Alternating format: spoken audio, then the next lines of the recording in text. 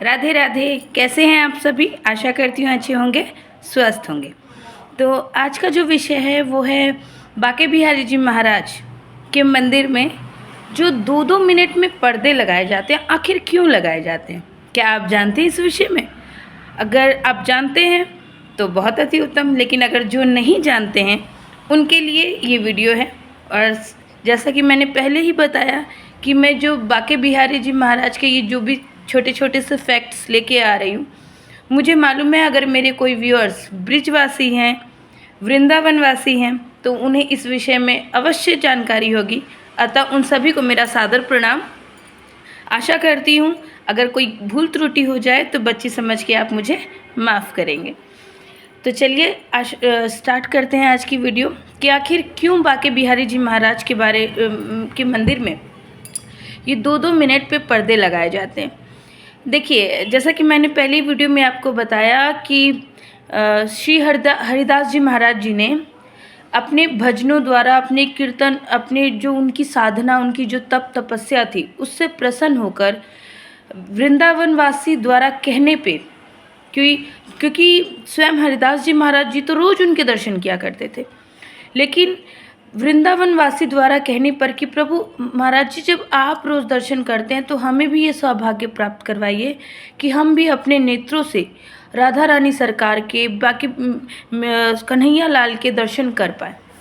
तो उनके कहने पे स्वामी हरदास जी महाराज जी ने कृष्ण कन्हैया लाल की, राधा रानी की तपस्या की और उन्हें अपनी तप तपस्या से प्रसन्न किया। उन्हें जो उनकी मन की बात थी वो बताई। फलस्वरूप राधा रानी और कृष्ण कन्हैया दोनों उपस्थित हुए, लेकिन चूँकि साधु जी, जो श्री हरदास जी महाराज जी, वो साधु प्रवृत्ति के थे, वो साधुवाद जीवन जीते थे, तो इसीलिए उन्होंने कहा कि प्रभु मैं राधा रानी की सेवा कैसे करूँगा। अतः राधा रानी एक ज्योति के रूप में प्रभु में समा गई और श्री कृष्ण जी में ही कृष्णा जी और राधा रानी दोनों स्वरूपों का मिला के पूजन मतलब उनका पूजन करने का जो चला आया नियम।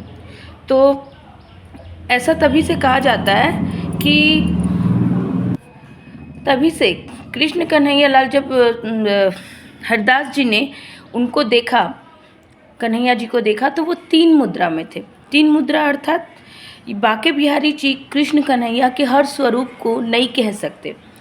जिस स्वरूप में कृष्ण कन्हैया के, जिस स्वरूप में उनके 3 भागों पे झुकाव हो, वैसे छवि को, वैसे स्वरूप को ही बांके बिहारी स्वरूप कहा जाता है। 3 भागों पे, अर्थात पहले भाग पे मुरली ये ऐसे करके झुका हुआ, दूसरा भाग वो कदम के पेड़ से कमर से टिकाए हुए खड़े थे, और तीसरा वो दोनों पैरों को क्रॉस करके, जैसे कृष्ण कन्हैया का जो स्वरूप होता है, दोनों पैरों पे क्रॉस करके एक कदम से ऐसे करके, इस स्वरूप में जो उनके 3 भागों पे जो झुकाव हुआ, इसी स्वरूप को बांके बिहारी स्वरूप कहा जाता है।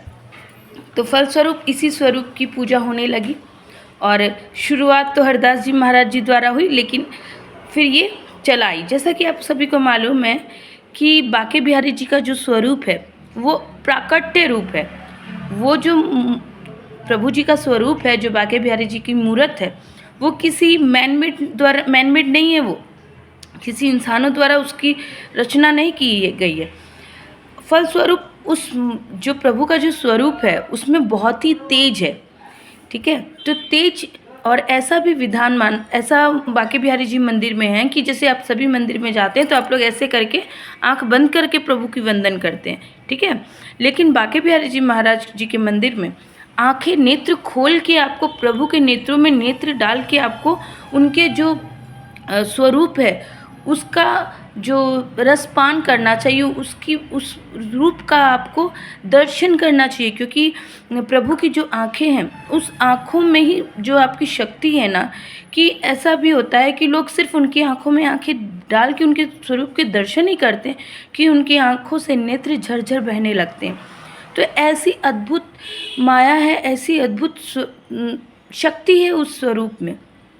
और जहाँ तक रहा क्यों पर्दे बार बार किए जाते, तो इसकी कोई एक नहीं, इसकी हज़ारों घटनाएं हैं, जिसमें से एक घटना आपको बताने जा रही हूँ एक बार एक स्त्री ने अपने पुरुष से कहा कि हम लोग बांके बिहारी जी मंदिर के में दर्शन के लिए जाते हैं। पति व्यस्त था, लेकिन फिर भी पत्नी के आग्रह को वो टाल नहीं सका। उसने कहा ठीक है चलते हैं। तो दोनों बांके बिहारी जी मंदिर में दर्शन करने आते हैं। कुछ समय वो वहाँ रहते हैं और रोज़ बांके बिहारी महाराज जी के दर्शन भी करते हैं। तो उसके बाद जब कुछ दिन हो जाता है तो उस स्त्री के पति बोलते हैं कि अब हम लोग चलते हैं। तो वो स्त्री जब बांके बिहारी जी के सम्मुख खड़ी होती है तो उस समय पर्दा प्रचलन नहीं था। तो वो कंटिन्यू प्रभु की आंखों में आंखें डाले प्रभु से वार्तालाप करते रहती है, अपने अश्रु से प्रभु के चरणों को धोती रहती है। ठीक है, तो इस तरीके से वो इतनी भाव विभोर रहती है कि वो मतलब लगातार प्रभु चरणों में ही अभिनंदन उसका रहता है, प्रभु के नेत्रों में ही उसके मानो वो उन्हीं को बोल रही है कि प्रभु कि अब तो मैं तो जा रही हूँ, लेकिन मेरी चाह है कि आप भी मेरे साथ रहो, हर पल रहो। बस क्या था, भक्त वत्सल बिहारी जी महाराज अपने भक्त की इस छोटी सी आग्रह को कैसे टाल देते। जैसे ही वो लोग रिक्शा से अपने गंतव्य की ओर जाने लगे तो प्रभु जी एक बाल स्वरूप में, एक छोटे से नन्हे से बालक के रूप में उनकी रिक्शा के पास जाते हैं और कहते हैं कि मैया मुझे भी अपने साथ ले चलो ना। तो इधर वो पति पत्नी लगभग बहुत खुश, बहुत आनंद विभोर, और इधर बांके बिहारी जी महाराज जी मंदिर में हलचल, क्योंकि प्रभु की मूर्त गायब, प्रभु का स्वरूप गायब। तो अंत में प्रभु का बहुत उनको मनाने रुझाने का सब प्रयत्न किया जाता है, प्रभु से आग्रह अनुनय विनय किया जाता है, सभी भक्त अरदास लगाते हैं। फलस्वरूप जो बाल स्वरूप में बिहारी जी उन माता जी के सम्मुख प्रकट हुए थे, वे वहाँ से अंतर्ध्यान हो जाते हैं और बांके बिहारी जी स्वरूप में अपने गर्भगृह में स्थापित हो जाते हैं, जो स्वतः आते हैं।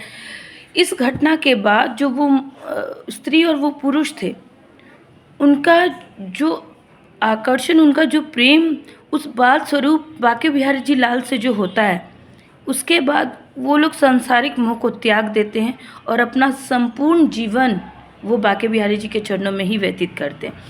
तो ये कोई एक घटना नहीं है, इसके बाद लगातार ये कर्म ही चलता आया कि जो भक्त आते प्रभु से अरदास लगाते, प्रभु उनके पीछे पीछे हो चलते। प्रभु पंडित जी द्वारा, गोस्वामी जी द्वारा जब बांके बिहारी जी गर्भगृह में अक्सर प्रभु की मूर्त ही मतलब अदृश्य हो जाती। अब सब बहुत चिंतित हो जाते। अब आखिर बिहारी जी महाराज तो ठहरे भक्त वत्सल, अपने भक्तों की अरदास को कैसे खाली जाने दें। तो जब उन्हें बहुत खोजा जाता, वो कभी किसी चौराहे पे मिलते, कभी किसी रिक्शा स्टैंड पे मिलते, कभी किसी बस स्टैंड पे मिलते, मतलब अपने भक्तों के साथ ही वो चलते। बस ये क्रम लगातार चलता रहा।